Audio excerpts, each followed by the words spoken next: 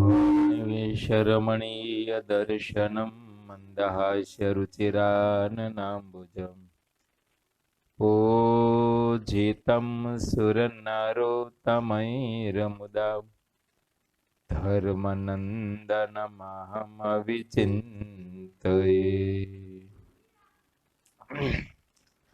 બોલો સ્વામિનારાયણ ભગવાનની જય।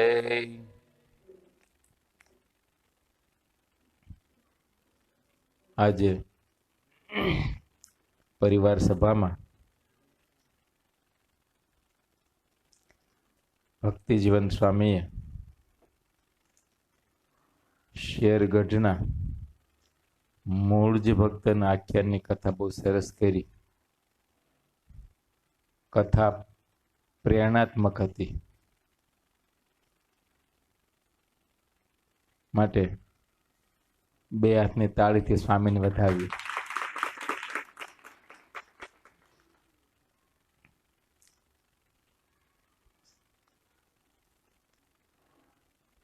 જીવનમાં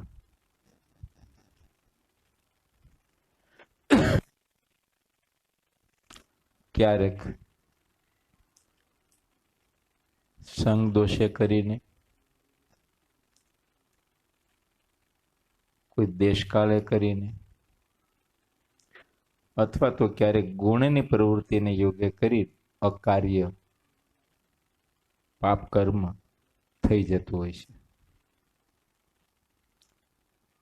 પણ સાચા ભાવથી ભગવાન કે ભગવાનના સત્પુરુષ પાસે નિષ્કપટ થઈ જાય, એ જ એનું પ્રાયશ્ચિત છે।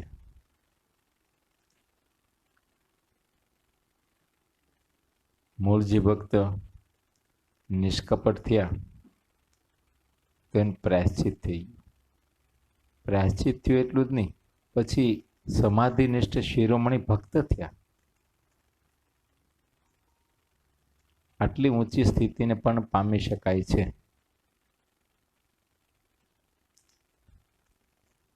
સરસ આખ્યાન છે, સમજવા જેવું છે, બહુ સરસ। મહારાજે જે એનો ઉપદેશ આપ્યો આપણે જીવનમાં સમજવા જેવું છે।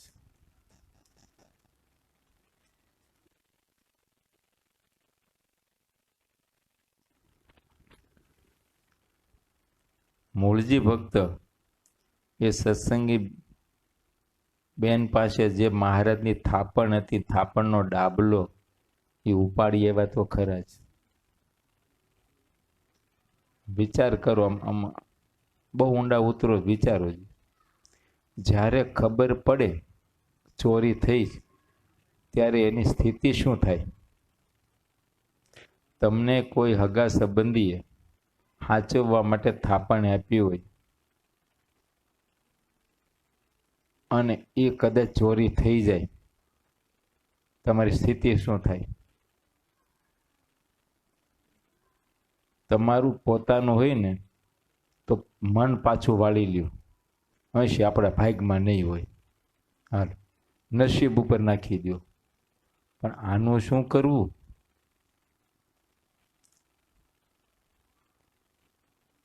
કદાચ તમે એમ કહો ચોરી થઈ ગઈ તો જેની થાપણ હતી એનું હૈયું કેમ હા પાડે? એનું હૈયું હા કેમ પાડે? એ તો ઘણી પ્રકારની અટકળો કરે। કયો એ બેનની અંતરની વેદના કેવી હશે? માટે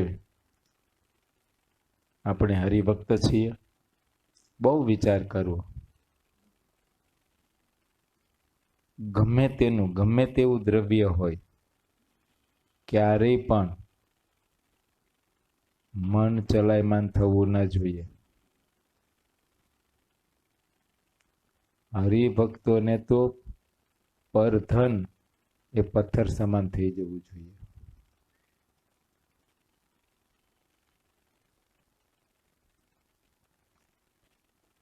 જાજુ નહીં તો એટલું જ વિચારવું એ જગ્યાએ હું હોઉં તો બસ કોઈ પણ બાબતમાં ખાલી એટલું જ વિચારવાનું કે મારું દ્રવ્ય હોય તો, એટલે આપણું અંતર એનો જવાબ દેશે. આવો ઉજળો સત્સંગ છે, માટે સત્સંગને ક્યારેય પણ કલંક લાગે એવું કાર્ય આપણાથી થવું ના જોઈએ.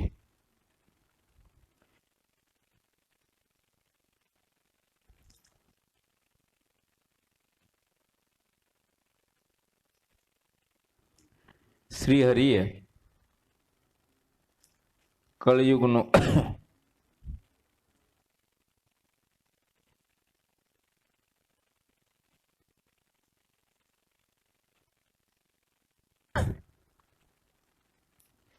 શ્રી હરિએ કળયુગનું અપાર બળ દેખ્યું. કળયુગ માજા મૂકી ગયો છે,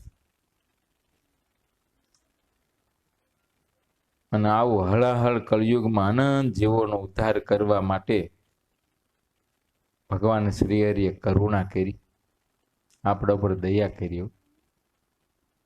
આ ભૂતળમાં ભગવાન પધાર્યા. આવો સદાચારી આ સત્સંગનું પ્રવર્તન કર્યું, એમાં આપને જોગ થઈ ગયું.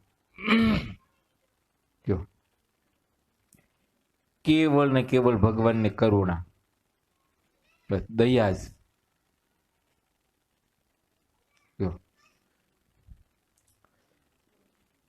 ભગવાન શ્રી હરિએ કરુણા કરીને આ સત્સંગની સ્થાપના કરી,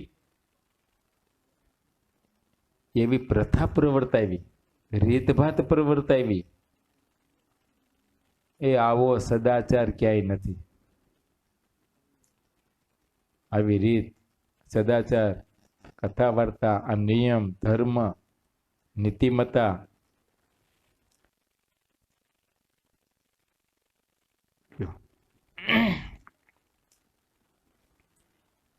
મહારાજ રોજ રોજ દિન પ્રતિદિન એને વધારે ને વધારે પ્રવર્તાવી રહ્યા છે. અને વધારે ને વધારે પ્રવર્તાવે એવા રાજાને મહારાજે પ્રગટ કર્યું. આ ભગવાન શ્રી હરિને સમકાલીન સમયની વાત છે, એટલે કંપની સરકાર, અંગ્રેજ ગવર્નર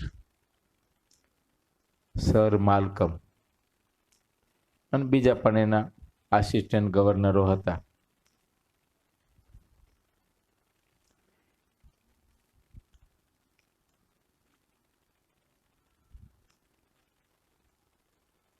એ રાજાને પ્રગટ કર્યું, કેમ કે એ પણ ભગવાનની ઈચ્છાથી જ અહીં આવેલો. અને બેકેદ એટલે કે નિર્મર્યાદ, સમજ્યા? મર્યાદા મૂકીને સ્વતંત્રપણે વર્તતા હોય એવા અધર્મી રાજાઓને તેણે કબજે કર્યા. એવો નીતિમત્તા વાળો રાજા, તે એમણે આ બધા જેમ લૂંટારૂ રાજા હતા ને, હતા રાજાઓ, એને ચોરી કરાવે ને એને ન્યાય કરે, સમજ્યા? કેમ કે ન્યાય માટે તો એના જ દરબારમાં જવાનું, ન્યાય પાછું એને જ કરવાનો. એ બોલે એ કાયદો.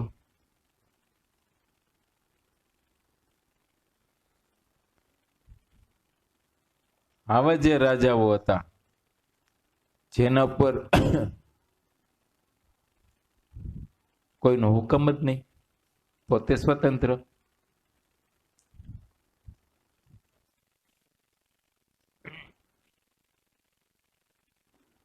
એ પ્રજાને એટલા બધા લૂંટતા ને હેરાન કરતા, પ્રજાનું શોષણ કરતા બધી રીતે. એવા રાજાઓને તો સૌ પ્રથમ કેદ કર્યા. જે રાજાઓ ભગવાને કહેલા ધર્મના નિયમોને પાળતા નહીં, ક્યાંય નીતિમત્તા જેવું નામ જ નહોતું, એવા વાંકાઓ બધાય. અને કરોડોની સેનાવાળા તે રાજાઓને આ નીતિ કુશળ એવા તેને ધીરે ધીરે પોતાને કબજે કરી લીધા. તે રાજા અધર્મ કરીને કોઈનો વિનાશ ક્યારેય કરતા નહીં. આદરાન સ્વામી શરૂઆતના અંગ્રેજ સરકારના ગવર્નરોની રીતભાત લખે છે. ભારતના ઇતિહાસોમાં એને વગોવ્યા છે, પણ એ છેલ્લા ગવર્નરો હતા ને, અલ્બુકર્ક ની બધાય, એ નીતિભ્રષ્ટ આવ્યા. પણ શરૂઆતમાં જે હતા સર માલ્કમ, જેને ભગવાન સ્વામિનારાયણનો રાજકોટમાં મેળાપ થયો. ભગવાન સ્વામિનારાયણ વિશે જ્યારે એમણે મુંબઈમાં સાંભળ્યું, કેમ કે ત્યારે ગુજરાત મહારાષ્ટ્ર એવું જુદું નહોતું, આખું ગુજરાત એ મુંબઈના તાબામાં આવતું.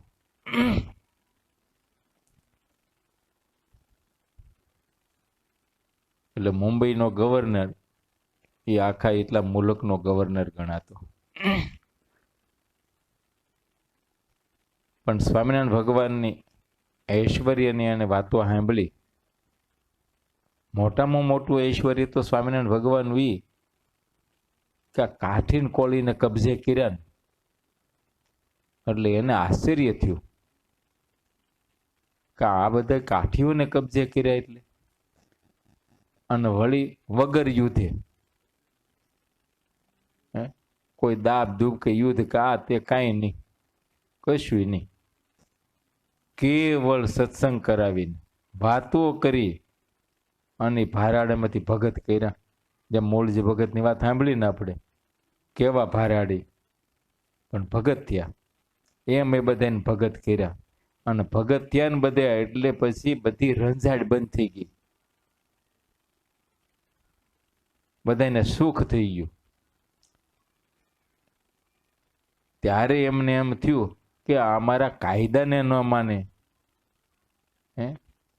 અમારી પાસે તો આ અરબની બેરખો છે, દારૂ ગોળો છે, અને તો એ ડરે નહીં. અને એવા ભારાડી લોકોને આને ભગત કર્યા તો એ કેવા હશે. ત્યારે ભગવાન શ્રી હરિને મળવા માટે આવ્યા છે. રાજકોટ આવ્યા. રાજકોટથી મહારાજને ગઢપુર પત્ર લખ્યા છે. એવા તો 3 પત્ર લખ્યા છે. ત્યારે મુક્તાનંદ સ્વામીને મારે પૂછ્યું, કેમ કરશું સ્વામી? વારે વારે પત્ર આવે છે, રાજા બહુ ભાવવાળો છે. છેલ્લા પત્રમાં તો એવું લખેલું, તમારી પાસે અવકાશ ન હોય અને આપની મરજી હોય તો હું મળવા આવું. ત્યારે મુક્તાનંદ સ્વામી કીધું, મહારાજ એ મુલુકનો પાતશાહ કહેવાય, તો આપણે ત્યાં જઈએ એ ઠીક ગણાશે. અને બીજું મુક્તાનંદ સ્વામીએ એમ વિચાર્યું કે એ અહીંયા આવે તો આપણે રાજાની રીતે એનું સન્માન કરવું પડે. એના કરતાં આપણે ત્યાં જઈએ તો એ વ્યવસ્થા કરે, આપણે તો ઉપાધિ નહીં. બરાબર ને? સાચું ને? તો પછી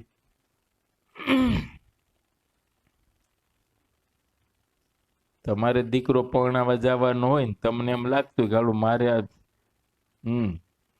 200નો ખર્ચો વધી જાય છે, પણ દીકરીવાળાને એમ કે તમે અહીં વહી આવો. દીકરીવાળાને ઉપાધિ કાંઈ ઉપાધિ કેમ લાગે છે?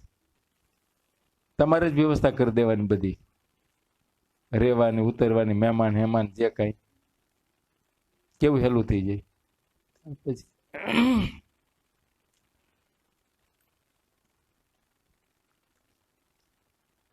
પછી મહારાજ એમને મળવા ગયા છે. રાજકોટમાં મળ્યા છે. સામસામા પ્રશ્ન ઉત્તરો થયા છે. એના અંતરનું જે કંઈ પૂછ્યું છે. મહારાજ એના એટલા સરસ ઉત્તરો કર્યા છે, એના અંતરમાં શાંતિ થઈ ગઈ, ભગવાનપણાનો નિશ્ચય થઈ ગયો. અને મહારાજને કહે છે, હા તો મને યાદી રૂપે તમારા સંપ્રદાયની કાંઈ પુસ્તિકા હોય તો આપો, હું રોજ એનું વાંચન કરીશ. એ વખતે ભગવાન સ્વામિનારાયણે પોતાના સ્વહસ્તી લિખિત શિક્ષાપત્રી આપી. જે શિક્ષાપત્રીને એ પાછું ઇંગ્લેન્ડ લઈ ગયો. આજે પણ ત્યાંના મ્યુઝિયમમાં છે. સ્વામિનારાયણ ભગવાનને આપેલી પ્રસાદીની શિક્ષાપત્રી લંડનના મ્યુઝિયમમાં આજે પણ છે.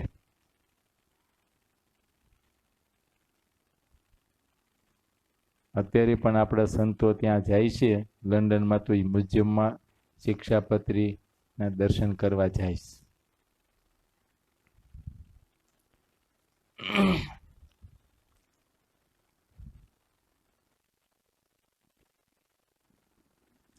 ભગવાનની ઈચ્છાથી એવો રાજા અહીંયા આવ્યો કે એને આવા ભરાડી રાજાઓને બધાને કબજે કર્યા, બધું નીતિ પ્રવર્તાવી. એ રાજા એવો હતો કે ક્યારેય પણ અધર્મ કરતા નહીં, અધર્મ કરીને ક્યારેય કોઈનો નાશ કરતા નહીં. કોઈ પણ બાબત હોય તેમાં તે કરોડવાર તપાસ કરતા. બસ આંધળો કાયદો નહીં.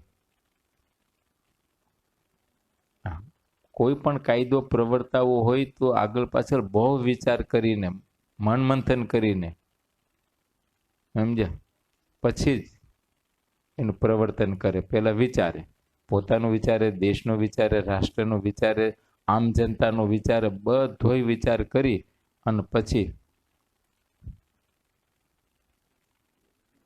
કયો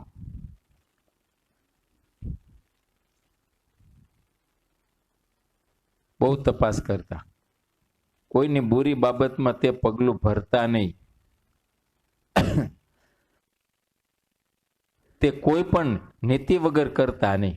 કોઈ પણ કાર્ય નીતિમાં રહીને કરવું. નીતિને દેખીને આગળ પગલું માંડતા. નીતિ છોડીને તે એક પણ વાક્ય બોલતા નહીં. નીતિને અનુસારે જ બધું દેખતા અને સાંભળતા. એમાં પણ કોઈ જાતનો પક્ષપાત નહીં. ખાવું, પીવું, ઉઠવું, બેહવું વગેરે નીતિ પ્રમાણે કરતા. વિચારો, ગવર્નર બાદશાહ, આખા મુલુકનો બાદશાહ કહેવાય, એ પણ નીતિને અનુસરીને ચાલતો. નીતિ એટલે નિયમ, ધર્મ મર્યાદા. એ વિના ન ચાલે. કોઈ પણ માણસ હોય, જ્યાં સુધી નીતિમાં રહે ત્યાં સુધી જ એનો જય થાય. જ્યારે નીતિ ભ્રષ્ટ થાય એટલે પરાજય થવાનો.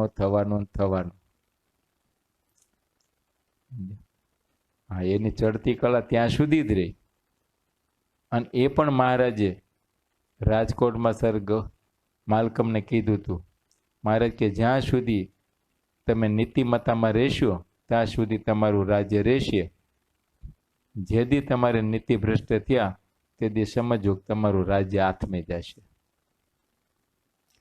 અને એમ જ થયું. પાછળના ગવર્નરો નીતિ ભ્રષ્ટ આવ્યા.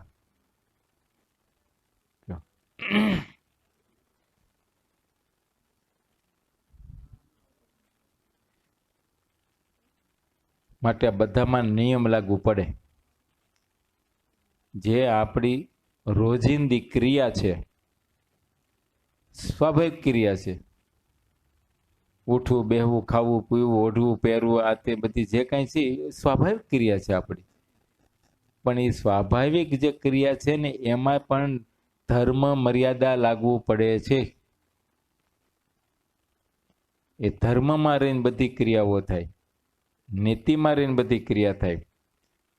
ખાવું તો મૂળ ખાવું જ ને, પણ એમાં નિયમ લાગુ પડે. કેવું ખવાય, કેવું ન ખવાય, કોનું ખવાય, કોનું ન ખવાય, એ બધી નિયમ લાગુ પડે કે નહીં? આ કાંઈ થોડું ફ્લોર મિલ્સ એક બધું ઓયરાજ કરાય. કયો એમાં નિયમ લાગુ પડે, ધર્મ લાગુ પડે.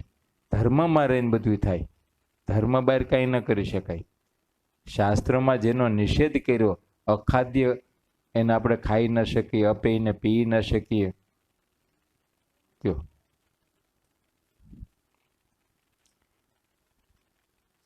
ઉઠવું, બેસવું. હા હા, બેસવું એટલે મૂળ તો બેહવું જ છે ને.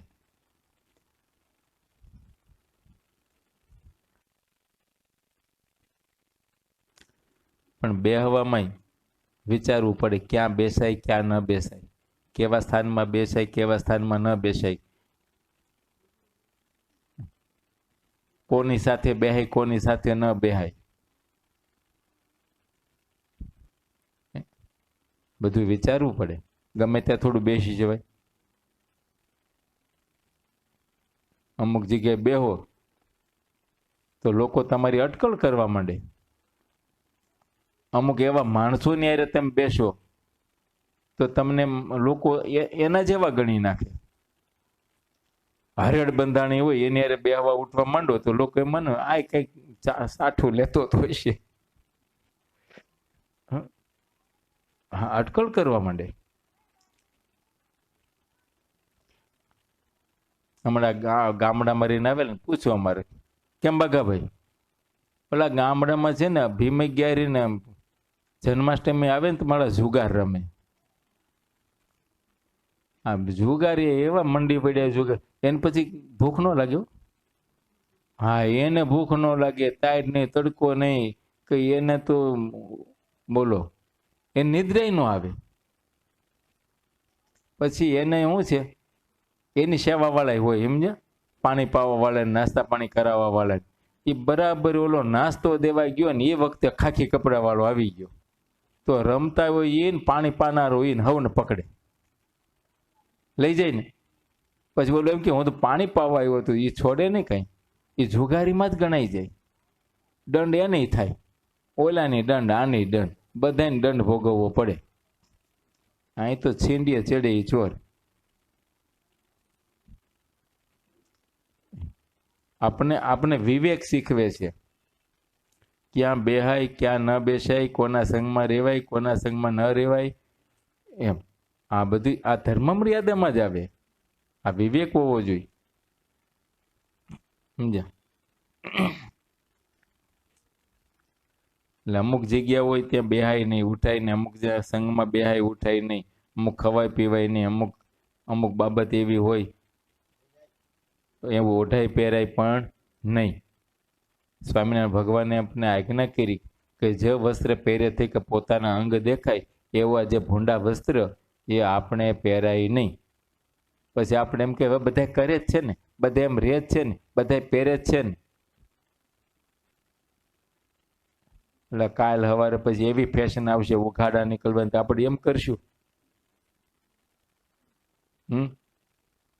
અને વિદેશોમાં એવા ફેસ્ટિવલ ઉજવાય છે કે આપણે એ કરવાનું. અહીંયા આપણી પરંપરા શું છે એ વિચારવાનું. આપણે તરત વડીલો કંઈક કહીએ ને આપણે જવાબ દઈ દઈએ, યોગ્યતા છે? વડીલો ક્યારે આપણે કહેતા? થોડું તો વિચારવું જોઈએ ને કે એનું ઊંધું ઘાલવું પડે છે.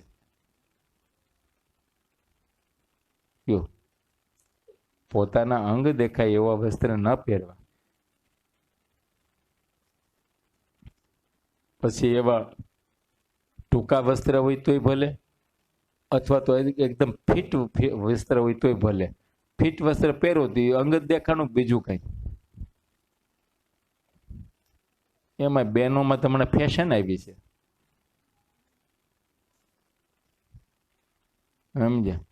એવા તમારા ચોરણા નીકળ્યા છે અને એમાં અમુક એવા ફેશન વાળા તો આપણે સ્કિન કલરના પણ બોલો. ઓઝડ વાયુ લાંબાથી તમે જુઓ ને તમને એમ લાગે કે નીચેનું વસ્ત્ર જ નથી પહેર્યું. આવી જ ભાવના થઈ જાય. આ ફેશન છે આપણી.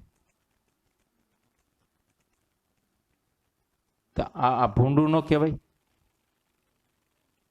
વિચારો. આ પરિવાર સભા છે ને એટલે કહેવાય આમાં, સમજ્યા? આ સભા પરિવાર સભા છે, આપણી સભા છે, આપણા પરિવારની સભા છે. એટલે આવી કઈ ભૂલો થતી હોય તો સુધારો કરજો. પવાડી લો તો કે એક વખત, પણ તમે નજરમાં ન લાવો શું કરે?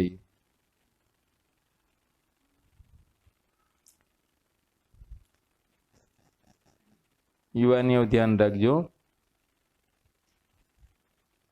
હા, ફોર્મલ કપડા પહેરો ને. હવે એ ગમે ત્યાંથી એવા જીન્સ પકડી આવે ને, તો આમ ગમે એમ કરે તો એ ટૂંકું જ પડે વાહે. અને એમાંય જો કંઈક કામકાજમાં વાંકો વળ્યો તો એવો ભૂંડો લાગે, એવો ભૂંડો લાગે.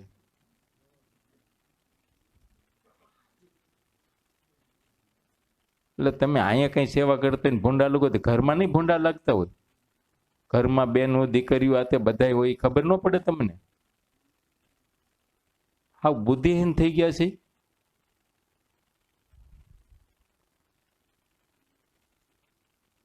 આ મહારાજ વિવેક શીખવે. ઓલાને વિવેક હતો, ધોળિયાઓને.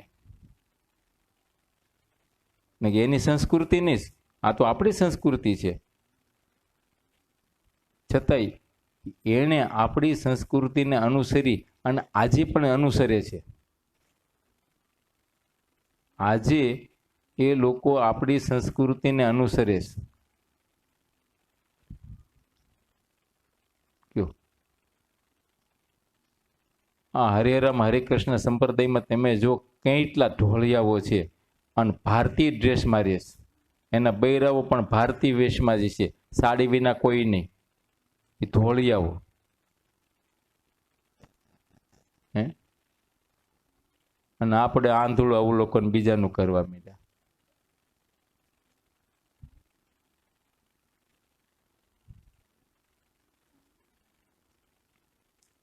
માટે મહારાજ અહીં કહે છે કે એ ધોળિયા હતા, વિદેશી હતા, છતાંય આવી રીતે નીતિમત્તામાં રહેતા હતા અને વિચાર્યા વિનાનું કોઈ કાર્ય, કોઈ પણ બાબત ક્યારે પણ કરતા નહીં. બહુ વિચાર કરતા. એમ આપણે વિચારવાનું રહ્યું. વિચાર બીજો કંઈ ના, આપણે તો એટલો જ વિચાર કરું, આમ રીતે વર્તું, આવી રીતે બોલવું, આવી રીતે ખાવું પીવું, આ તે મને શોભે, અમારા ખાનદાન પ્રમાણે શોભે. હે, બૈરાઓ બે બાબત વિચાર કરવો પડે. મારા હાહરા પક્ષના ખાનદાન પ્રમાણે શોભે, મારા પિયર પક્ષના ખાનદાન પ્રમાણે આ મને શોભે, આપણા સત્સંગ પ્રમાણે આ શોભે. વિચારવું જોઈએ. જોવાની આવું વિચારવું. આપણા બાપદાદા કોણ હતા, એ કેવી રીતે જીવન જીવી ગયા, એની સુવાસ કેવી હતી. અને પછી લોકો આપણી વાહે એમ બાપદાદાની વાતો કરે, હવે દીવા વાહે અંધારું છે. એનો અર્થ શું? એટલે કાંઈક અજવાળું તો કરું એની પાછળ, અંધારું હાવ કરી દેવાનું.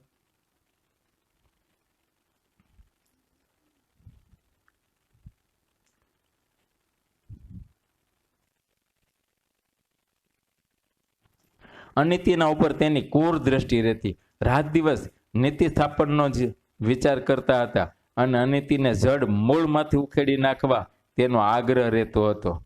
વધારે પડતા ધનથી તેઓ મોટાઈ માનતા નહીં. આ અંગ્રેજ ગવર્નરની વાત છે. ધન ભેળું કરવું એ મોટાઈ નહોતી એની. સમજ્યા? એની એક જ વાત હતી, પ્રજા સુખી તો આપણે સુખી. પ્રજા સુખી તો આપણે સુખી. અને એને એ વખતે લોક કલ્યાણના કામ બહુ કર્યા.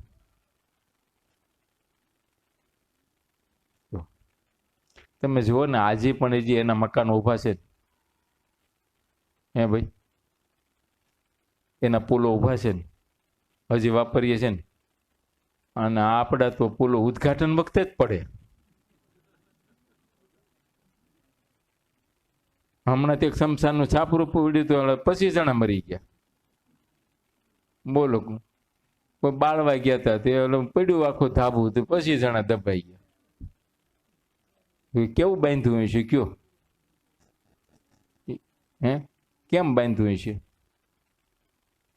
આખો સ્લેબ એમને આવ્યો બેઠે બેઠો.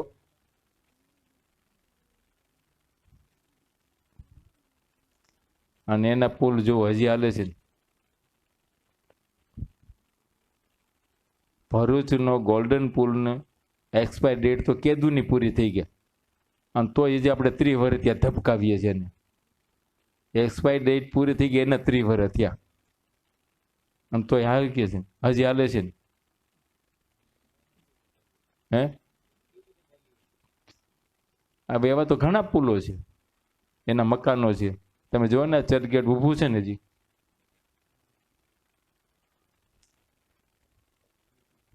વાત એ છે નીતિવાળા હતા, પ્રજાને કેમ સુખ થાય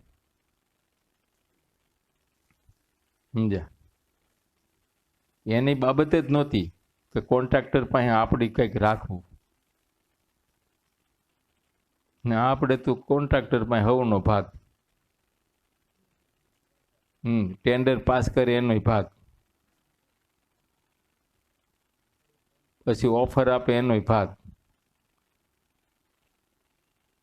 પછી અહીંયા જે એન્જિનિયર ઊભો હોય એનો ભાગ, બિલ પાસ કરે એનો ભાગ, બિલ પાસ થયા પછી તમને ચેક દે ને એનો ભાગ. આટલા ભાગ પડે.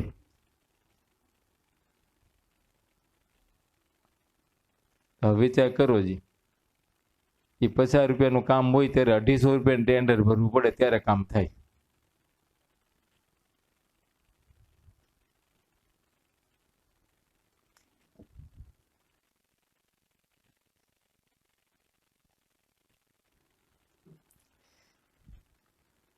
બસ ધન ભેળું કરવું એ એની મોટાઈ નહોતી, એમાં એ મોટાઈ માનતા નહોતા.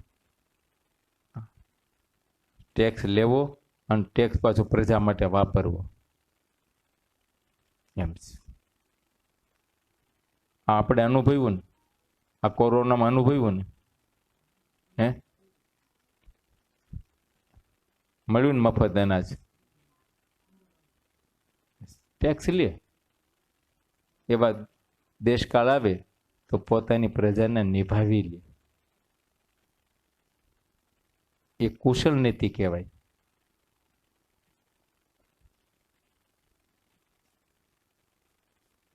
આખા વર્લ્ડના પ્રેસિડેન્ટો અથવા તો તમે વડાપ્રધાનો કહો, એમાં સર્વે થયું ત્યારે નરેન્દ્રભાઈ મોદીનો નંબર આવ્યો પહેલો આ બાબતમાં. ને કંઈક મોટી મોટી મહાસત્તાઓ છે પણ નંબર આનો પહેલો આવ્યો. એમાં ખાસ કરીને કોરોના માટે તો પહેલો નંબર આવ્યો. આટલું પોપ્યુલર હોવા છતાંય મરણાક ન આવવા દીધો. બાકી તો અમેરિકા વાળાને પૂછજો, તમારા હગા સંબંધીઓ હજી મરે છે એટલા.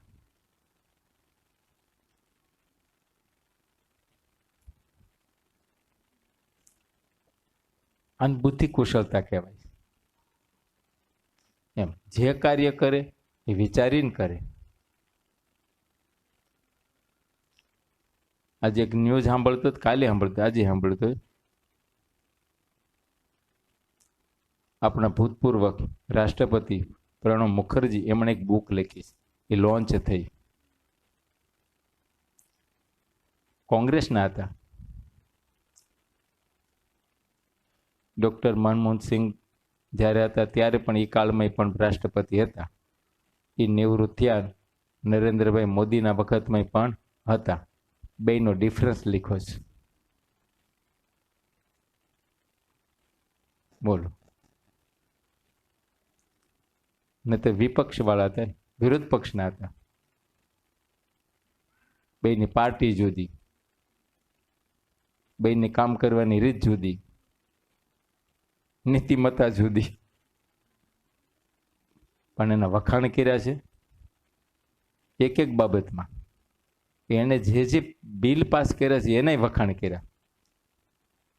એ કે વિરોધ પક્ષમાં તો પણ મારી સલાહ વિના કાંઈ નથી કર્યું. કે કદાચ અમારા પક્ષના મને નથી પૂછ્યું, છતાં એને મને બધી વાત પૂછીને કરીશ. નોટબંધીના બહુ વખાણ કર્યા. બોલો. તો નીતિશાસ્ત્ર છે ને. બસ વાત એ છે મૂળ સમજ્યા. વેરી ઘા વખાણે ને એ શૂરવીર કહેવાય. બાકી ભાગતા કઈ ભલકું પીઠમાં વાગે એને શૂરવીર કહેવાતું હોય છે.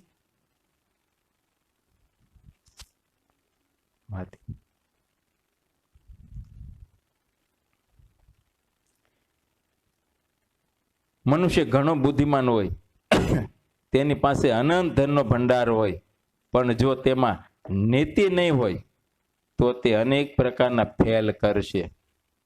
દેખાય છે આ સમાજમાં? નજર નાખો ને.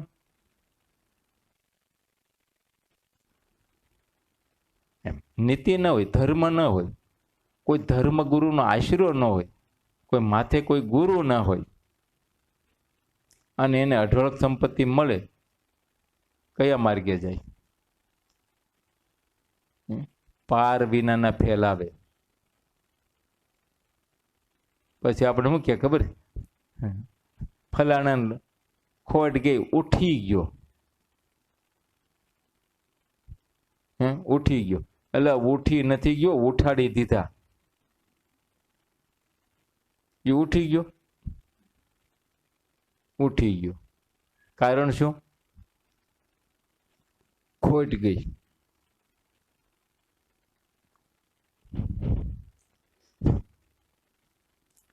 અમારા જૂના ગઢિયા એમ કેતા, ધંધામાં ખોટ જાય તો કેટલી જાય?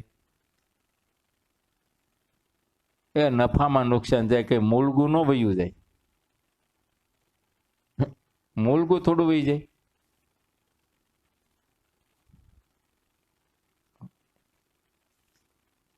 આજે હું એમ કહું કે તમે માનો કે એ દાખલા તરીકે એક એક વસ્તુ ખરીદી, તમે ઘર લીધું, ફ્લેટ લીધો, કઈ જગ્યા લીધી, કાંઈ પણ, કોઈ ગાળો લીધો, કાંઈ પણ લીધું. હાલો તમે 50 લાખનું લીધું, 4 વર્ષ વહી ગયા, કઈ ભાવ વધારો ન થયો, કહીશું 50 વર્ષે વેચો, ઓલા 5 વર્ષે વેચો તો કે 50માંથી ઓછા ન થાય. નફામાં નુકસાન જાય. અને વ્યાજ ખાત તમે ગણો, ચાલો 5 વર્ષનું વ્યાજ ગયું, આપણે કઈ મૂળગું વહી જાય. 50 લાખનું હાવ વહી ગયું. તમે 50 લાખ વયા ગયા, એ ક્યાં ગયા? તો એ 50 લાખ ગયા ક્યાં? પછી આપણે કી કરજો ભરવામાં વહી ગયા.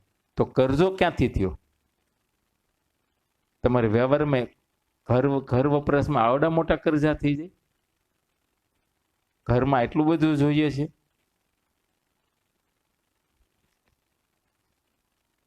ફેલમાં જાય. કરજા માત્ર ફેલથી જ થાય છે. ધંધાનું તો નામ દેવાય છે. સમજ્યા? ધંધાનું નામ જ દેવાય છે, બાકી કરજા માત્ર ફેલમાં થાય છે.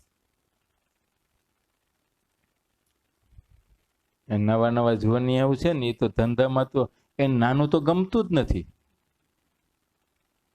બસ મોટી મોટી લોનો લેવી ને, મોટું મોટું કરવું, અને તરત એમ કે ભાઈ 1 કરોડ રૂપિયાની લોન લેવી છે ને, 2 કરોડની લોન લેવી છે ને, બસ કરોડોમાં જ હિસાબ કરવા છે. અને સીધો એમાં આંગળીઓ ટેરવા માંડી જાય. એટલા કરોડનો ઇન્વેસ્ટ કરી દઈને એમાં ટકો નફો થતો હોય ને, તો આપણે 50 લાખ રૂપિયા ક્યાંય ગયા નથી. લે તું ઊભો રહીશ કે કેમ?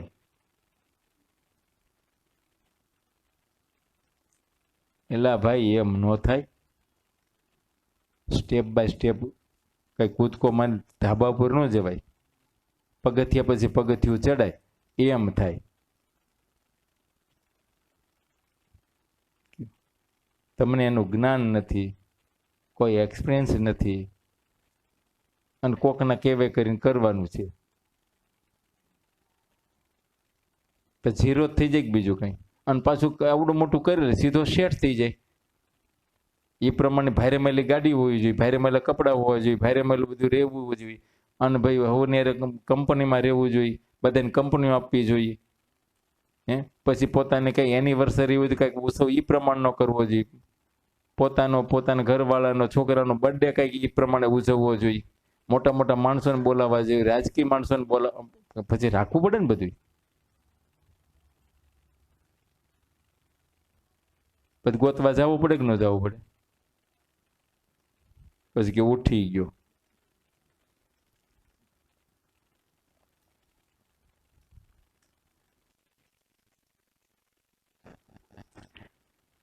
માટે ધન છે ને એ મોટાઈ નથી. કમાવું જરૂર, એમાં પાછી પાની જ ન રાખવી, એમાં આળસ ન કરવી, પણ નીતિમત્તામાં રહીને કરવું. સમજે?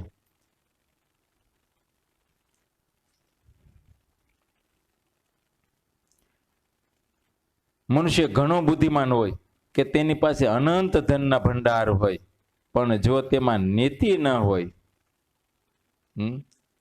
નીતિરૂપ ધર્મ ન હોય, તો તે અનેક પ્રકારના ફેલ કરશે અને વ્યસન કરશે. એટલે તેઓ નીતિ રહિત ગમાર કહેવાય. હા, નીતિની સાથે જેટલી તેમાં બુદ્ધિ હોય તેટલું તેમનું સન્માન તેઓ ઘણું જ હેત દેખાડીને કરતા. બુદ્ધિમાન મનુષ્ય હોય એ નીતિવાળાનું સન્માન કરે છે, અને નીતિ રહિતને તો ગમાર જ સમજે છે. સમજે? હા, આ સમજણની વાત છે. અને એવા જે બુદ્ધિમાન મનુષ્યો છે તેને નીતિને અચળ ટેક રાખી હતી. એ લોકો એટલે તેને એટલે અંગ્રેજ હોય. હા, એમણે નીતિને એક ટેક રાખી હતી, અને એની દ્રષ્ટિએ કાયદો. એની દ્રષ્ટિએ કાયદો કે એને એવા કાયદાઓ બનાવ્યા હતા, આ કાયદા મારીને જ કરવું, કાયદાની બહાર નહીં. તેથી દિન પ્રતિદિન તેઓનો પ્રતાપ વધતો હતો. સંતો નીતિવાળા હતા, હરિભક્તો પણ નીતિવાળા જ હતા. જગતમાં બીજા પણ જે નીતિમાન હતા તે સૌની શોભા તેના રાજ્યમાં વિશેષ જણાતી હતી.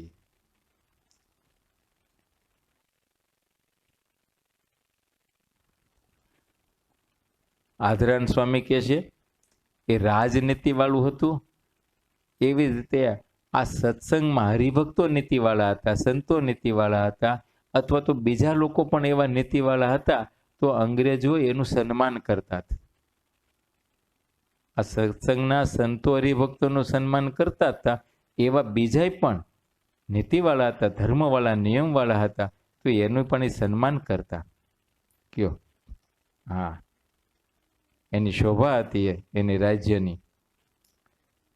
તે બુદ્ધિમાન રાજા નીતિને ભગવાનનું સર્વોચ્ચ સ્વરૂપ માનતા. આપણે માનીએ છીએ, આપણી તો પરંપરા છે.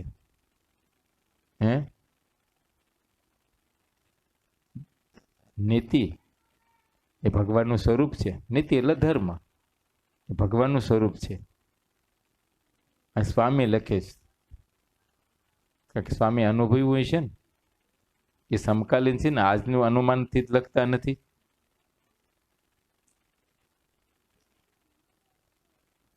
કે નીતિને તેઓ ભગવાનનું સ્વરૂપ માનતા હતા, કારણ કે તે નીતિમાન હોય છે. જે નીતિમાન હોય છે તેને ખાનપાન વગેરે દેવોના સમાન મળતું હોય છે.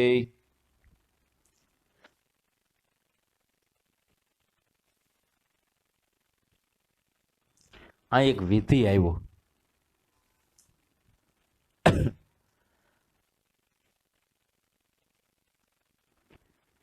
સ્વામી કહે છે જે નીતિમાન હોય એને ભગવત ઈચ્છાથી એને નિત્ય કરીને, ધર્મે કરીને એને વૈભવો ખાનપાનાદિક દેવો જેવા મળે. દેવના સમાન એના વૈભવો હોય, મળે. અને અનિતિ હોય તો શરૂઆતમાં થોડું દેખાશે, પ્રારંભ કાળમાં. હા, એ જાહો જલાલી એને તમે જુઓ ને તો એમ થાય કેમ ડાયલાલ ચાલ આપણે ધર્મ પાળી પાડીને મરી ગયા, કઈ બે પાંદડે ન થયા, ને ઓલા બધે પડીકા લઈને વહી જાય, કેવા જલસા કરે છે. તમે ઉઠાવો ને બે ત્રણ. તો પછી કયો આપને દેખાય ખરું,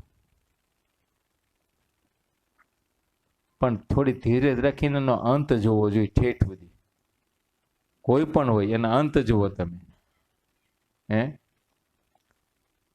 કઈ ખૂનખાર માણસો બારવટિયા થઈ ગયા, આખા જગતને લૂંટતા હતા, પણ અંત જુઓ કે બધાને શું થયું, કેવા હાલે મર્યા. વાત ત્યાં છે. પાંદી કદાચ ભોગવતા હોય પણ અંતે એમાંથી સુખ ન હોય. હાલ તો કૂતરાને મોતે જ મરે.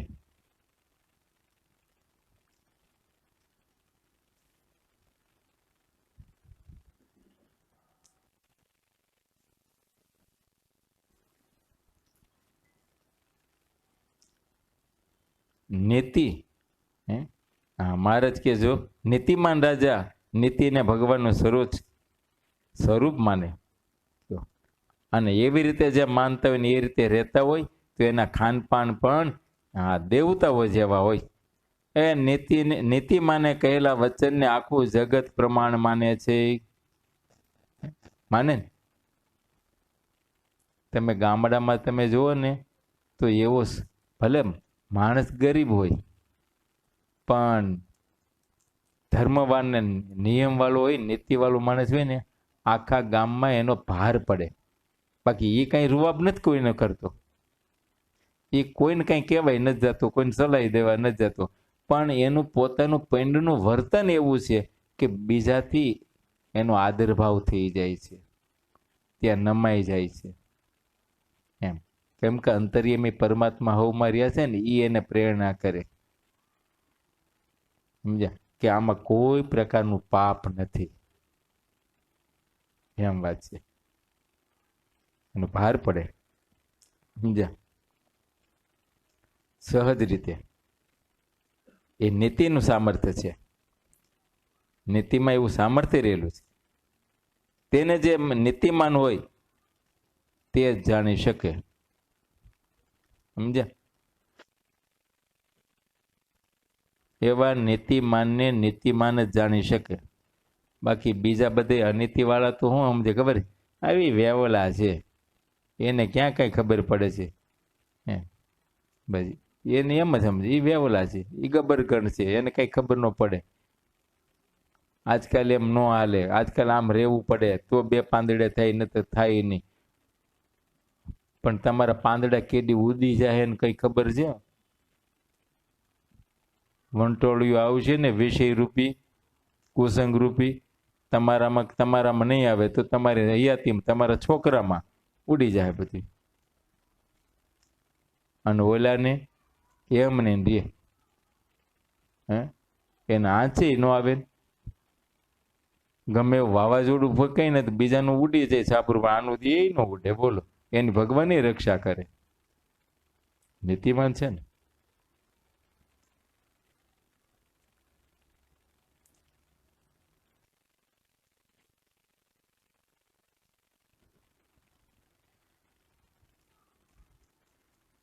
નીતિમાને કહેલા વચનને આખું જગત પ્રમાણ માને છે. એ નીતિનું સામર્થ્ય અપાર છે. અમારા ગામડામાં છે ને બહુ વરસાદ આવે ને પૂર હોનારત આવે ને ગામમાં પાણી ઘરી જાય ને, પાણી એ આમ જૂનાને ખબર પડે, તમને ન ખબર પડે. કેમ થના હતા? પછી નદીને વધાવવી પડે. નદીને વધાવવી પડે, એમાં મોડીઓ ના તે નાખવું પડે. સમજ્યા? અને તે ગામમાં ગમે તેને ન મોકલે, આખું ગામ નક્કી કરે. એ પછી ગામ નક્કી કરીને કે ધનાભાઈ હારા માણસ છે, એને કયું એ વધાવે તો કામ થાય. બીજા ઘણા હોય, મોટી મોટી મૂછું વાળા હોય ને કંઈક એનું બધું હુકમ એવા હાલતા હોય. કદાચ ગામનો મોભો કયો એમ મોટું પદે લઈને બેસી ગયા હોય, પણ એ વધાવા જાય કઈ મેળ ન પડે. ઓલો હાવ ગરીબ માણા હોય એને પછી નક્કી કરે કે તમે વધાવો. એ ભગવાનની પ્રાર્થના કરીને નદીને વધાવે અને જરીક આમ ચચકો કરીને છાંટણા નાખીએ અને તમારે પાણીનો આખો મોભારો બંધ થઈ જાય. હકેલાય 20 મિનિટ પાણી હકેલાય જાય, ગામમાંથી પાણી હટી જાય. તમને નદીમાં મોભારો પાણીનો દેખાય આમ, જ્યાં આ બધે જોયેલું છે, પૂછી જુઓ. આ નીતિ, ત્યાં નીતિ, તે ખબર પડે કે નીતિ ને ધર્મથી એમાં બળ કેટલું છે, એનું ઐશ્વર્ય કેટલું, એનો પ્રતાપ કેટલો છે.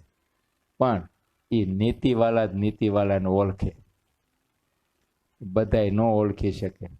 જેનામાં અનીતિ ભરી હોય ને એ નીતિવાળાને તો ગબરગંડ જ સમજે, બુદ્ધિ વિનાના સમજે, વેવલા સમજે, એને કઈ ખબર જ નથી પડતી, આમ સમજે.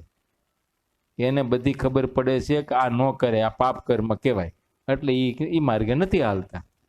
બસ નીતિમાં રહીને પોતાનું ગુજરાન ચલાવે છે, હળવું તો હળવું, એમાં એને સુખ છે, શાંતિ છે.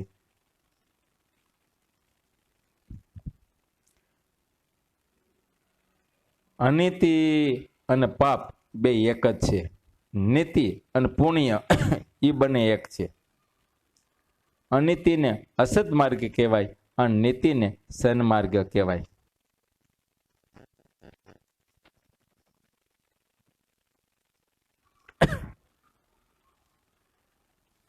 મહારાજ આપણને સમજાવે છે એટલે ભાઈ ગરમી બરમી થતી પંખા બંખા કરજો, શરમમાં રહેતા નહીં ભાઈ.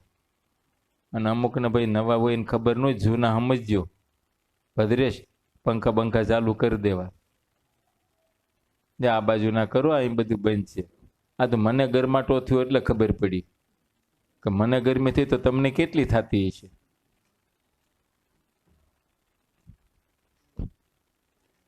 સારું કર્યું, લે સમજી ગયો.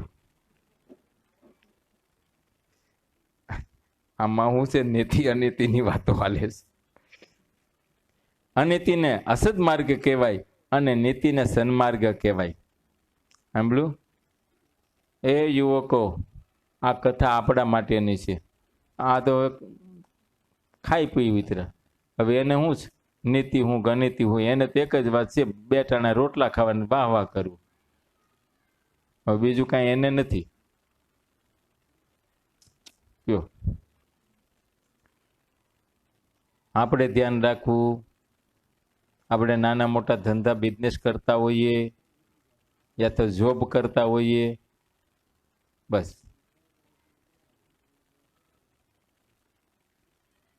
એમાં ધ્યાન રાખવું. જે પ્રમાણે જે વખતે જે બંધારણ પ્રમાણે હાલવું, એની બહાર ન જવું. જે તે વખતના દેશકાળ પ્રમાણે જે બંધારણ વ્યવહારો હાલતા હોય, તમે કે માર્કેટ વેલ્યુ, બસ એ પ્રમાણે હાલવું.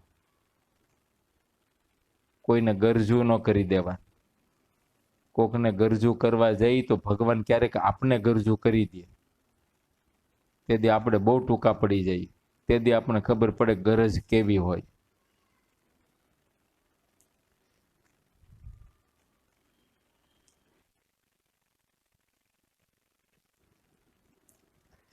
અનીતિ એ જ પૂરેપૂરું દુઃખ છે. અનીતિ એ જ દુઃખ છે. એ હમણાં પ્રારંભ કાળમાં સુખ દેખાય, પણ એનું પરિણામ કાળ છે ને એ દુઃખનું જ ભરેલું હોય. રાજાશાહીમાં બે પ્રકારના રાજાઓ થઈ ગયા. લૂંટફાટ કરનારા હતા અને અમુક નીતિકુશળ રાજાઓ હતા. આમ નજર નાખો તો આપણને દેખાય અત્યારે કે નીતિકુશળ જેના રાજ હતા ને એનો વંશ પરંપરા આજે છે, ઓલાને વંશી નથી રહ્યા. ઓલા નદીપી સુધી છે અને હજી રાજાશાહી ઠાઠમાર ભોગવે છે. અને કોઈ રાજકારણમાં છે, અને ઓલાને તો કોણ ક્યાં ગયા ખબર જ નથી. એ મેલોય વેચાઈ ગયા ને બધું વયું ગયું, ત્યાં કાંઈ રહ્યું નહીં, એનો વંશ પરંપરા કોઈ રહ્યા નથી. વાત એમ છે. ઓલાને હજી ઠાઠમાઠ છે, પરંપરા ચાલી આવે છે, હજી છે.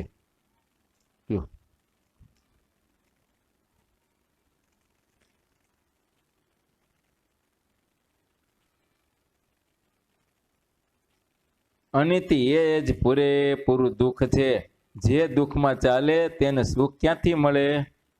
જાણી જોઈને દુઃખને માર્ગે હાલે તો દુઃખ આવવાનું જ છે. પછી મોહ વશ થઈને આપણે હાલીએ સુખના મોહે કરીને, એ તો મોહ છે. મોહને કારણે દુઃખ હતું પણ દુઃખ ન દેખાણું, સુખની ભાવના થઈ ગઈ. સુખની ભાવના કરીને હાલ્યો તો પછી આ દુઃખ તે દુઃખ જ આવે ને. કયો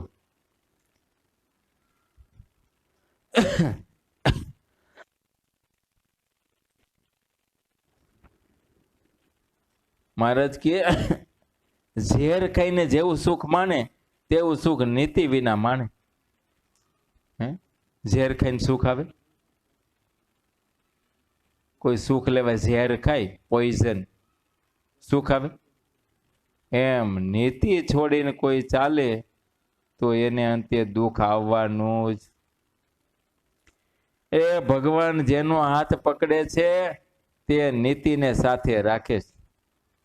ત્યાં નીતિ હોય, બાકી નીતિ ન રહે. જ્યાં નીતિ હોય ત્યાં ભગવાન હોય, ભગવાન હોય ત્યાં નીતિ હોય. એ પરસ્પર એકબીજાનો સંબંધ છે. નીતિ ગઈ તો સમજવું ભગવાન ગયા. હા, ભગવાન જેનો હાથ પકડે, કેટલી મોટી વાત છે.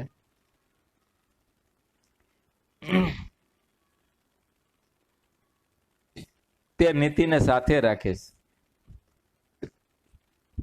નીતિમાન મનુષ્ય એ ભગવાનની નજીક છે એમ માનવું. નીતિમાન મનુષ્યને ભગવાન છેટા નથી, ભગવાન અખંડ એની સાથે જ છે. હા, પછી એને ક્યાંક ક્યાંક થોડું ઘણું ઉપાધિઓ આવતી હોય, દુઃખ આવતું હોય છે. હા, ક્યારેક ક્યારેક આવે થોડું ઘણું.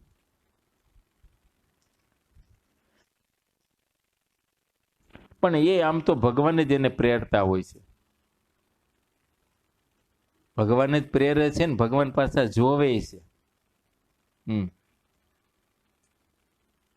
ભગવાન જ એને થોડું ઘણું દુઃખ પ્રેરે છે ને, એ ભગવાન પ્રેરે પછી ભગવાન છેટા ઉભા રહીને જોયા કરે છે પાછા કે કેમ છે. નીતિ છોડીને અનીતિ માર્ગે નથી ચડી જતો ને. અને એ દુઃખમાંય નીતિને છોડે નહીં ત્યારે ભગવાન એને શાબાશી આપે છે. હા, ભગવાન પછી એને પ્રત્યક્ષ છે. પછી એના કામ બધા ભગવાન કરે, એનું ઉપાધિ નહીં. બધા કામ ભગવાન કરે અને બધા કામ હવળા જ થાય. કોઈ અવળું કામ એનાથી થાય જ નહીં. બધા હવળા, કઈ ભગવાન જ કામ કરે તો કયો. આ નરસિંહ મહેતાના 52 કામ કર્યા, બોલો. એમાં નરસિંહ મહેતા એકય કામ કરવા પ્રયત્ન કરવો ન પડ્યો, કશું નહીં. જ્યારે જ્યારે કાંઈ પણ બાબતો આવી એના વ્યવહારિક બાબત એ ભગવાન કરે. આ તો હાથમાં કડતા લઈને ભલા ભગવાન ને ભલા ઈ. અમૃતલાલ, અમૃતલાલ કે મારી ભગવાન જ કામ કરે છે. હે, અહીં ડોક્ટરે 6 લાખનો ખર્ચો કીધો, આમ તો બીજું ત્રીજું ભેગું કરી દે 8 લાખનો. હે, હા, બોલો. આ સંતો હરિભક્તો બાઈઓ ભાઈએ હવે પ્રાર્થના કરી હતી, બોલો 8000 કામ થઈ ગયું. હા, ભગવાન જ કામ કરે. પણ ભગવાનને રાખીએ તો, નહીં તો કર્મવશ ભોગવવું પડે. પછી આપણે એમ કહીએ તો શું કરીએ, નસીબમાં એમ હશે. નસીબ આપણા કર્યા થાય. નસીબને બળિયું કરવું એ પણ આપણું કર્યું થાય.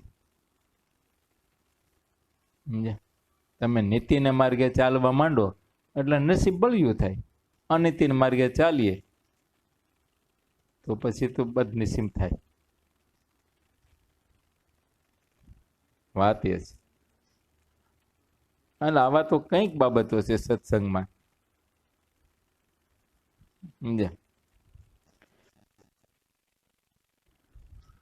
જેનો ભગવાન હાથ પકડે, હા,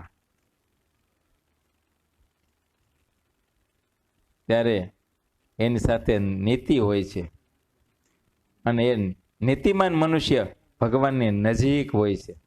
એને અનુભવ હોય છે ભગવાન મારી સાથે છે, એવું પોતાને અંતરથી ફિલિંગ થાય, નક્કી થાય.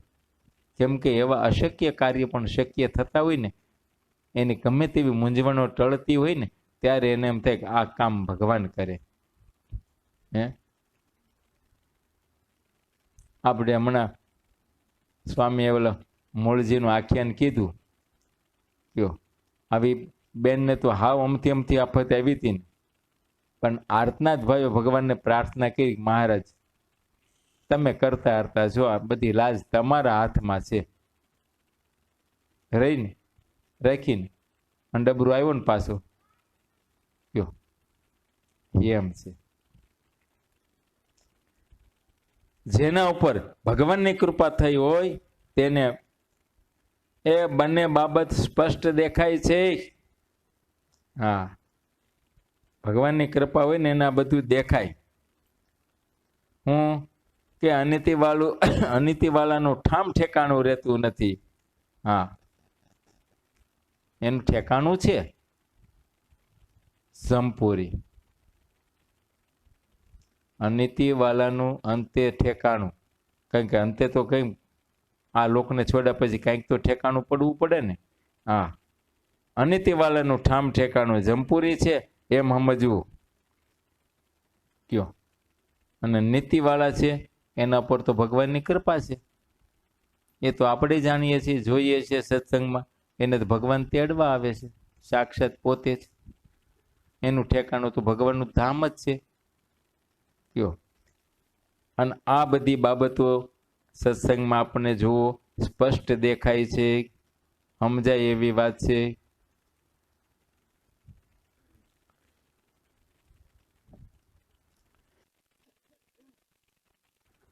શાસ્ત્ર અને સંતો કહે છે કે ભગવાનની કૃપા વિના નીતિ અનિતિનું સ્વરૂપ અને તેનું ફળ વગેરે દેખાતું નથી. સમજ્યા? આપણે જો આટલી વાત સમજાઈ જાય ને, નીતિ ને અનિતિ, અને નીતિનું ફળ અને અનિતિનું ફળ, આ બે વસ્તુ જો સમજાય તો સમજવું આપણા ઉપર ભગવાનની કૃપા છે. ભગવાનને આપણને આવી સદબુદ્ધિ પ્રેરી કે આપણને ઓળખાણું.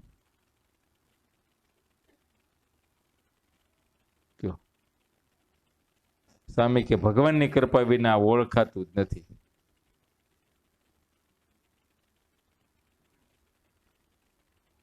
આપણે તો ભગવાનની કૃપા સમજવી જોઈએ કે આપણે તો આ હરિચંદ્ર સાગર જેવા આ સદગ્રંથો, એની કથા સાંભળવા મળે છે, એના દ્વારા આપણને આ શીખવા મળે છે.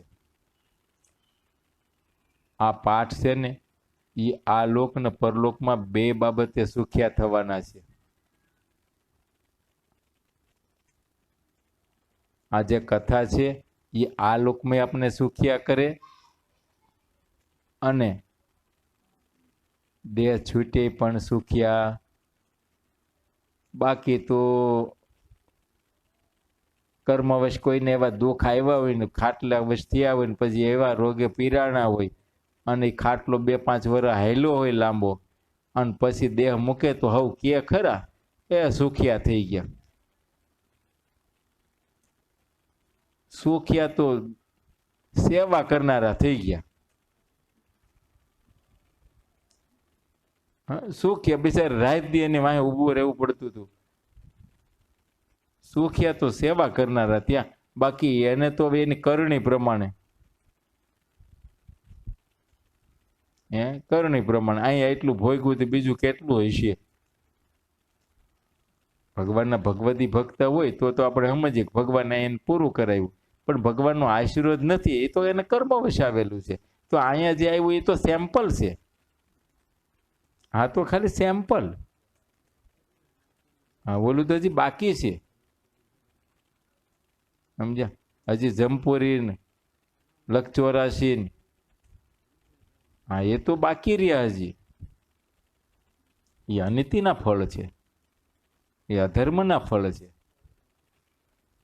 પણ હવે આ બાબત છે ને કે યુવાની અવસ્થા હોય, થોડું ધનનું જોર હોય, લોટકો લોહી હોય, તે કોઈનું મનાતું નથી.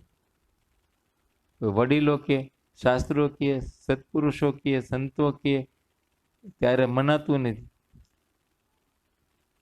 ત્યારે હુંવાટો બહુ મોટો હોય.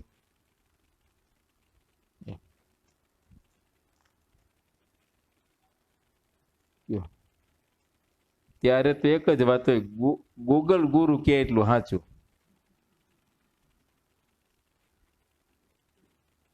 હા, ગૂગલ ગુરુ કે ને એટલું સાચું. ગૂગલ ગુરુ ને પૂછીને કરવાનું. ગૂગલ ગુરુ આલો ગમે ત્યાં લઈ જાય.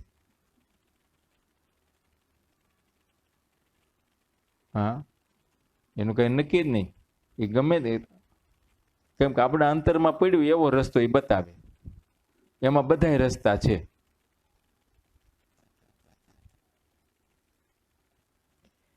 શાસ્ત્ર અને સંતો માણસને નીતિ માર્ગ દેખાડે છે, છતાં તે દેખતો નથી. કયો? શાસ્ત્ર અને ભગવાનના સત્પુરુષો માણસોને રોજ નીતિના માર્ગ દેખાડે, નીતિના પાઠ ભણાવે છે. પણ આને ભણવા જ નથી, જોવું જ નથી, તો એ માર્ગે હાલવું જ નથી.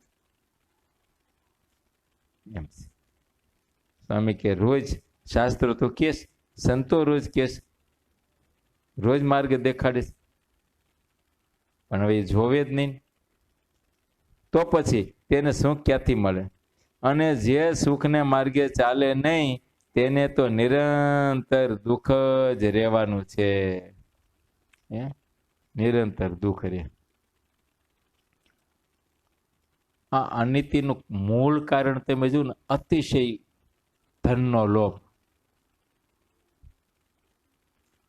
જ્યાં અતિ લોભની બાબત આવશે ને ત્યાં અનીતિ આવશે, આવશે ને આવશે.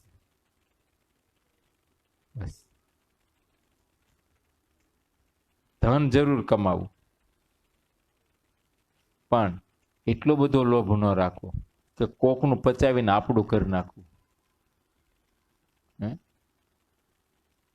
કોકનું છે એને આપણું કરી દઉં. આ જો ને હમણાં નો સ્વામી આખ્યાન કીધું મૂળજી ભગતનું. જો એમાં લોભ પેઠો તો ભગવાનની થાપણ હતી. કેમ કે એ તો ઓલા બહેનોએ તો ભગવાનને અર્પણ કરી દીધું હતું. એટલે ભગવાનને અર્પણ થઈ ગયું, હવે તો ભગવાનનું થઈ ગયું.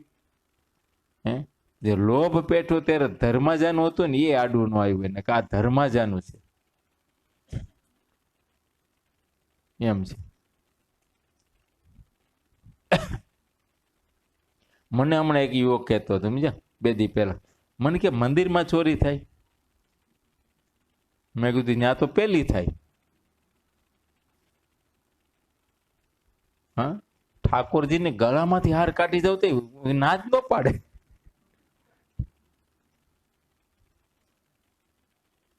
પૂજારી ના હોય અને લાગ આવે અને ઠાકોરજીના ગળામાંથી હાર કાઢી દો, એ કોઈ દી ન બોલે. અમારા ઠાકોરજીને વહી ગયા છે 2 વખત, મગ ના જ ન પાડી. પછી એક વખત હું ધના હતા દોડ્યા હતા, માં તો ઓલો સંપલા કાઢીને દોડ્યો. દરવાજે દરવાજે સંપલા કાઢીને જે દોટ મૂકીને ક્યાંય ગયો જ ખબર ન પડી. હા, એ ના જ ન પડે. એને તો એક જ ભાઈ, જેને દેવું એ દઈ જાય ને જેને જોતું એ લઈ જાય એમ. એટલે એ યુવકને એમ હતું કે મંદિરમાં તો ભગવાનનો ડર લાગતો હોય ને એમ. મેં કીધું એ આપણને ડર લાગે, સત્સંગી હોય ને એને, જેને ભગવાનનો ડર હોય ને એને ડર લાગે. બાકી તો ડર છે નો લાગે. જેને ચોરી જ કરવી છે એને તો કોઈ જગ્યાએ ડર જ ન હોય. કયો? એ તો સમજે ધર્માજનનું પંચનું હોય ને એમાં પેલો હાથ નાખે.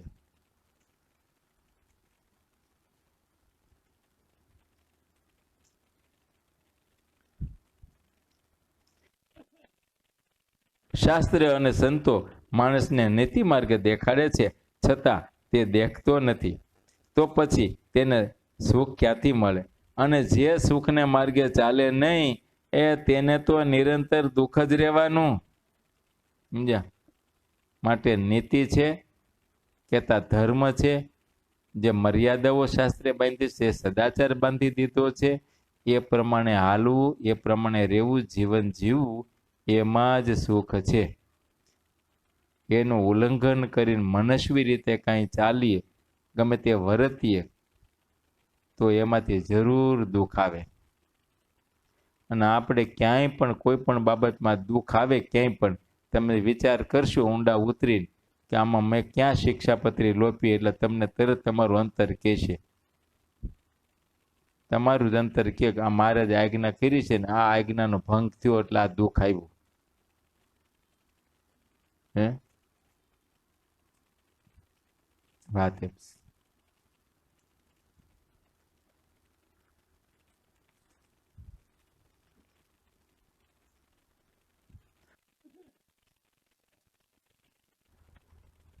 શિક્ષાપત્રીમાં મહારાજ એક આપણે ગૃહસ્થના ધર્મમાં વ્યવહાર કાર્ય શીખવો છે. મહારાજ કે કોઈની સાથે ધન કે પદાર્થની લેણ દેણ કરવી ત્યારે સાક્ષી સહિત લખત કર્યા વિના કરવું નહીં. કીધું છે. પણ આવો વ્યવહાર કરવાનો થાય ને ત્યારે એ બે જણા એકબીજા એવા નજીક આવી ગયા હોય ને એકબીજાની થાળીમાં એકબીજાને હેઠા ખાઈ લે, આવા હેત બંધાઈ ગયા હોય અને એવો વિશ્વાસ આવી ગયો હોય કે ન પૂછો વાત. હવે એમાં હું આપણે હું તું ક્યાં બે નોખા છે? એ આજે નોખા નથી, કાલ તમને બેયને ધન નોખા પાડશે. જ્યારે કંઈક વાંધો પડે ત્યારે ઓલું તરત એમ ઊંચા હાથ કરે, કોને દીધું, કોને લીધું, ક્યાં છે કઈ લખાણ. એટલે હવે શું કરવું? સાબિતી શું? દુખાવ્યું ને તઈ સાંભળે.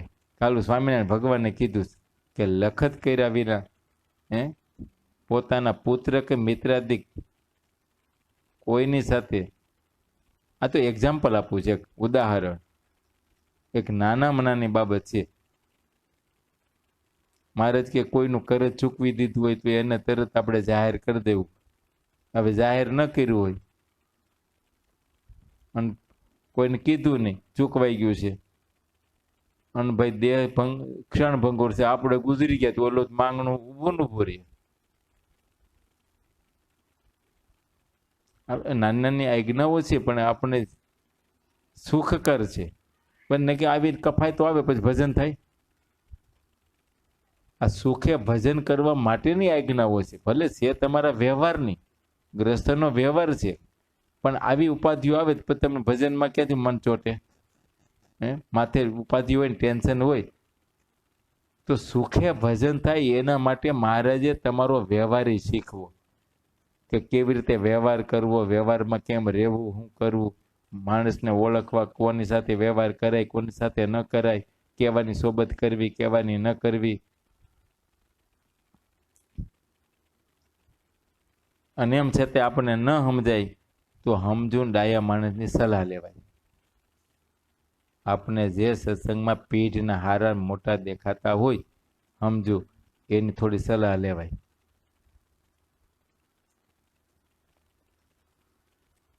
સમજણમાં અતિ સુખ રહ્યું છે. સમજણ વાળાને ક્યારેય દુઃખ આવે નહીં. સમજણ વાળા સુખ કાયમ માટે રે.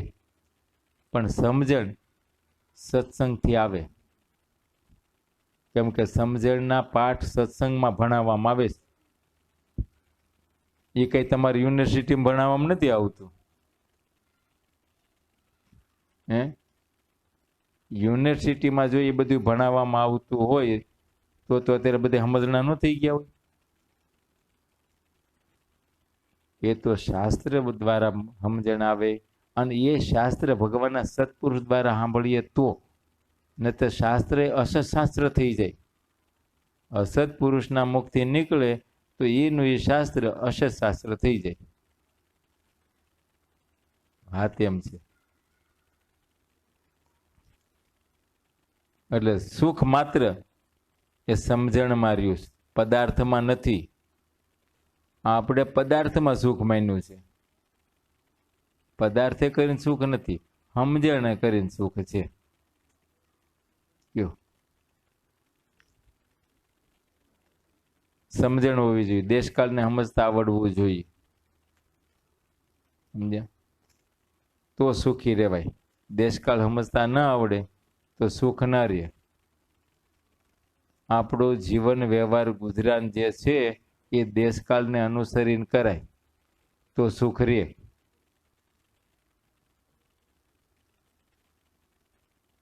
કોરોનાને કારણે, લોકડાઉનને કારણે જોબમાં પગાર ઓછો થઈ ગયો, કંઈક જોબ છૂટી ગઈ, હમણાં ધંધો બંધ હોય તો પછી સમજી વિચારીને ખર્ચામાં કાપ મુકાય.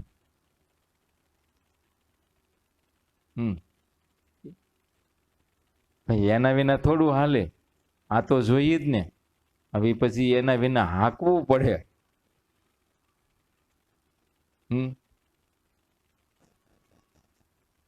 ભાત વિના ન હાલે, પણ બાસમતી વિના તો હાલે. હા, પછી ગુજરાત 17 ચાલુ કરી દેવાય. બરાબર ને? પછી કે ના, એ તો બાસમતી કમસે કમ આખા નહીં તો ટુકડા, પણ એ તો જોઈએ જ ને. અલા ભાઈ એમ ન હોય. હમણાં નથી આવકનું સાધન હળવું છે તો હળવું કરી નાખો. હા, પછી બહુ 80 રૂપિયા 100 રૂપિયાના ભાવનું શાકભાજી ન લવાય. શહેરમાં જઈ અને તરત દૂધિયું નજરમાં શું ભાવ છે 20 રૂપિયા લઈ જા. હા હા, લોકો રોટલો ન હાલે, થોડું આમાં શું છે આમ બસ એમ થોડું હોય તો આમાં ઉતરી જાય. તો પછી વાત સમજણની છે. એ કોઈ પણ પ્રકારનો વ્યવહાર સમજણથી કરવામાં સુખ છે. નાના મોટા કોઈ પણ હોય ઘરમાં, સમજણ બધાને હોવી જોઈએ. સમજ્યા? કોઈ પણ પ્રકારના ખર્ચા કરીએ ને, ખર્ચમાં સમજણથી ખર્ચ કરો. આમાં કેટલી જરૂર છે, કેટલું કરીએ, બસ. કાર્ય કોઈ પણ હશે તમારા, એ તમારા જે પ્રસંગો કાર્યો આવે ઉકેલવાના જ છે. એ ઉકેલવાના છે અને ઉકેલવા જ પડે સમય અનુસારે. એ તમારો ગ્રસ્ત અને ધર્મ છે. એનું પહેલા નક્કી કરે બજેટ, પછી નક્કી કર્યું ભાઈ આપણી પાસે આટલું બજેટ છે અને આમાં જ આ કામ પૂરું કરવાનું છે.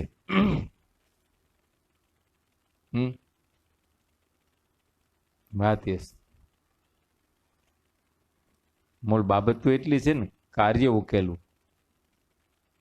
પછી કાર્ય ઉકેલવામાં તમે ખર્ચા લાંબા કરી નાખો. હળવું સાધન, હળવું હોય આપણે પાસે આવકનું સાધન, અને પછી તમે ઓછી ઉધારું બહારના આમ તેમ કરીને કરો તો એ તમે કરજામાંથી બહાર ના નીકળો. વ્યાજના ચક્કર તમારા ઉપર ચડતા હોય તો મુદ્દલ કેદી ભરો?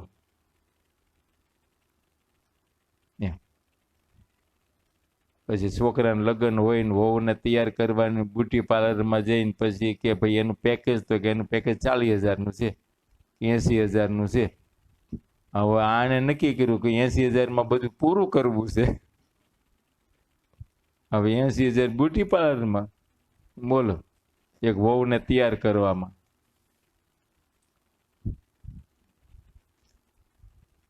આમ તો ખાલી આમ આનંદ ખાતર કહું, આમ તમારા વખતમાં આવું હતું કઈ? હળદર ચોપડી પીઠી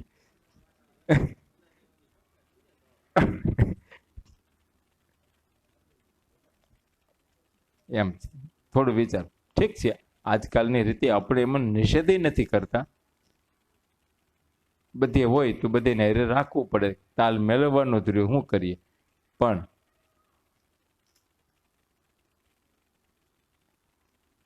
તમારું તાન મૂકી દેવું પડે. પછી એકબીજાનું જોઈને અને એકબીજાની રીતે આપણે કરીએ હવે એને પહોંચાતું એને આવકના સાધન મોટા હોય તો એ કરે, એનું જોઈને આપણે ન કરાય, આપણે આપણા ઘર વ્યવહાર પ્રમાણે રહેવાય. અહીં સુખની વાત આવી છે એટલે, અને સુખ સમજણમાં રહ્યું છે. બાકી ભવાયાના જેમ વેહ કાઢવામાં સુખ નથી, એ ભવાયાના વેહ જ કહેવાય, બીજું કશું નથી. અમારા ગામડામાં ભવાયા રમવા આવતા એ વેહ કાઢતા ત્યારે એ ઓલું સ્ત્રીનું પાત્ર લે ને એ બધે આવો થોડોક મેકઅપ કરે. કયો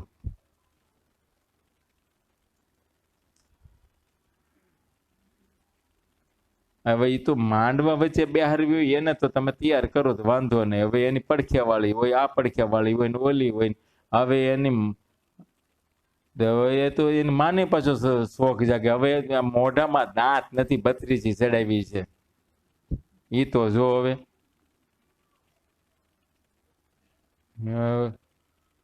પોખવા જાય ચોકઠું બહાર આવે એમ હોય. કઈ એ તો વિચાર કરવો જોઈએ ને કે મારી ઉંમર પ્રમાણે, મારી લાયકાત પ્રમાણે મારી શોભા છે કે નથી, હું છે એમ.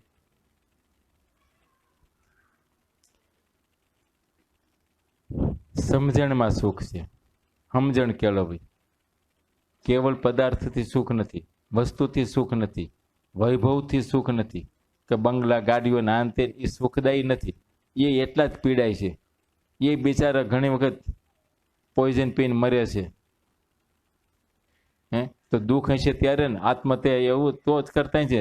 એટલા વૈભવ પછી શું કામ આત્મહત્યાઓ કરે છે? તો એમાંય સુખ નથી.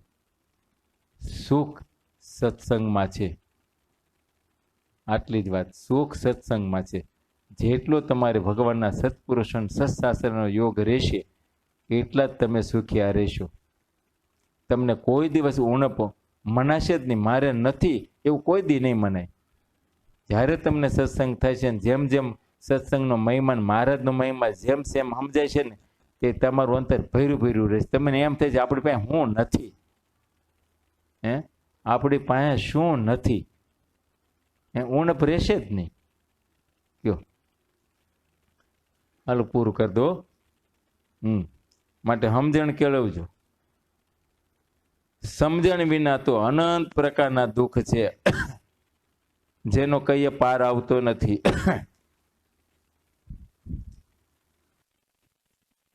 સત્સંગ સમજણનો છે. જો સુખની સમજણ આવે તો દિન પ્રતિદિન એ સત્સંગનો રંગ ચડતો રહે અને તે સુખ ભગવાનના સ્વરૂપમાં છે. એ આજના સમયમાં સંતો અને હરિભક્તો એવા થયા છે કે તેઓ ભગવાનના સ્વરૂપના સુખની તુલનામાં અનંત કોટી બ્રહ્માંડોના સર્વે સુખને પણ ભયંકર દુઃખરૂપ માને છે.